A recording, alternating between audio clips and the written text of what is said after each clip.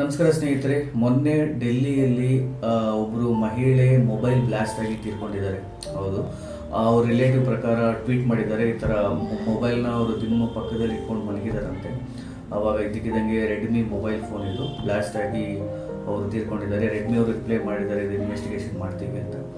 So ನಾನು ಏನು ಹೇಳಕ್ಕೆ ಇಷ್ಟಪಡ್ತೀನಿ ಅಂದರೆ, ದಯವಿಟ್ಟು ಈ ಮೊಬೈಲ್ ಫೋನ್ನ ಮಲಗಬೇಕಾದ್ರೆ ದಿಮ್ಮ ಪಕ್ಕದಲ್ಲಿ ಅಥವಾ ದಿಮ್ಮ ಮಾಡಿಲೆಲ್ಲ ಇಟ್ಬಿಟ್ಟೆಲ್ಲ ಮಲಗಬೇಡಿ.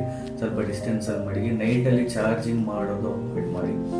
ಚಾರ್ಜಿಂಗು 100%ವರೆಗೂ ಆಗೋವರೆಗೂ ಕಾಯಕ್ಕೆ ಹೋಗ್ಬೇಡಿ. 90% ಆದರೆ ಅಷ್ಟೇ ಇದು ಮಾಡ್ಕೊಂಡು ಅದನ್ನು ಯೂಸ್ ಮಾಡಿ.